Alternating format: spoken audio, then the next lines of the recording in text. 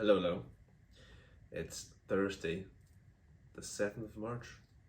It's someone's birthday today, and I don't know whose it is. It's a friend of mine's, I believe. But yeah, that number always sticks in my head. Must wish them happy birthday. You know who you are if you're watching this. You probably aren't. Anyway, got my orange.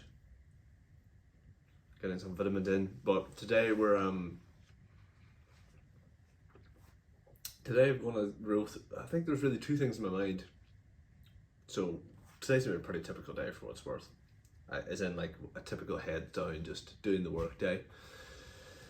It's normally a Wednesday where I try and do this, as I've probably shared, but this week it is Thursday. So potentially having a client session later, but that seems unlikely now. So it's really just gonna be a pretty clear day to get my head down and go through some key things.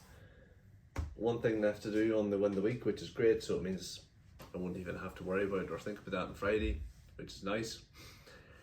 Yeah, overall not too much to report. I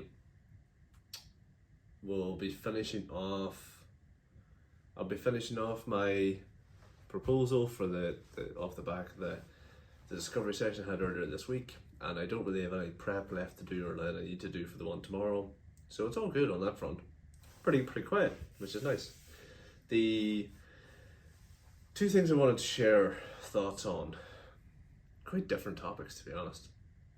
I'll go through one of them anyhow. So first of all, there's been a lot recently, I don't know why, I wouldn't say it's something that's like particularly concerning or whatever to me about clients at the moment, or not even clients, potential clients. But one of the things I keep getting asked about is, oh, what platform do you recommend, or what tools do you use? And it's always interesting to me why people come at it, I suppose I think you can come at this from the wrong viewpoint, or approach this through the lens of, I want to use a tool, which one should I pick, as opposed to, why do I need the tool in the first place? And for me anyhow, what I see a lot of is, and I've fallen guilty of this, which I'll use as an example in a second, a lot of these, like, I suppose somewhat helpful, nicely positioned kind of plug-in tools that are like a Chrome extension or an app now, they're so affordable. Like, it's like a couple of pounds or a couple of euros a month per user, and it's almost like it feels so, like, it doesn't feel like a cost at all just to use this thing. And I think that in itself means you end up in a scenario every now and then where you're like, you've got these 10 or 15 tools or apps running and you don't really even know how or why you used 5 of them. So again, I'm getting a lot of the same question, which is like, there's almost an expectation that I'm going to have a platform or two that I recommend that businesses use. And truthfully, I would actually say the opposite. I would encourage agency owners to try and stay away from tools or platforms until a certain point.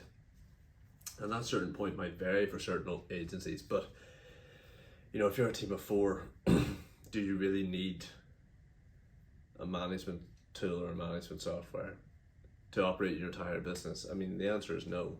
If you're a team of 4 that's going to grow very quickly and you know, has the ambition to build out the team and is maybe doing some high volume, quite complex work, then yeah, maybe it would be helpful. But generally speaking, something like a Monday or an Asana or a Notion, or even just G Suite set up in the right way, that's fine. You know, we don't need to go more complex than those platforms. Even those platforms in themselves, particularly something like Asana, you can do all sorts with it. So I'm just conscious of, you know, I always look at it like, okay, where are the opportunities, what are the problems? Okay, there's an opportunity, that's interesting. It might well be the case that one possible solution or one possible option to capitalize on an opportunity or solve a problem is to consider getting a piece of tech or a tool to help you.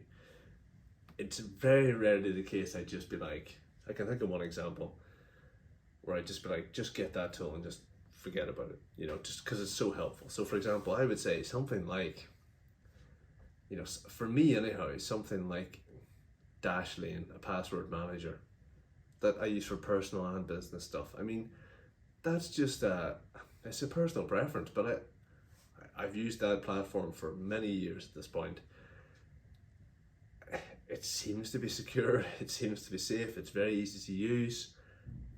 I don't have to think about passwords ever, you know. And if I do, it's very rare and generally for like some random website I haven't used, you know. So if you want to use something like Calendly or TidyCal, you know, I do use that myself. Is it required? Not really, but can it help you? I suppose it depends on what your business is. But again, that's all already straying into examples where you don't need it. I guess you could argue you don't need Dashlane. You don't. I just think it's a massive headache if you have dozens of passwords absorbing your mind, or you have to reset passwords all the time. But anyway, my point is, if you're an agency owner, just be mindful that there will always be a tool you could have. Do you need it though? Do you really need it? The answer is probably no. If you don't really need it, and it is a nice to have option, try to limit the number of those that you have. I mean, you just don't really need that many. So for example, you might decide, okay, I struggle with punctuation and grammar. Grammarly is the answer for me because it just saves me so much time. Password manager, calendar booking app or tool, maybe a meetings recorder, AI recorder piece of software. What else? Yeah, maybe a platform for prospecting or something like that. But you know, it just depends what your needs are. But just don't fall into this trap of thinking you have to have tools because you're an agency of a certain size.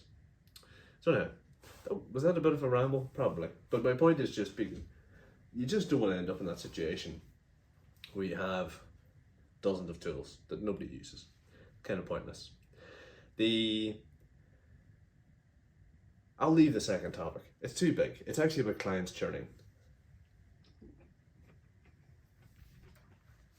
And I think what I mean by clients churning is being too big a topic. I just want to pull something up here quickly. Like, clients churning there's many directions I could go with that. I'm going to leave that for another day. I might do that tomorrow actually. But the reason it's coming up for me is I'm being asked, it's kind of interesting. I was asked yesterday in the context of, you know, my clients feel good currently. It seems like we're doing well. What would be some early indicators that maybe things aren't going so well?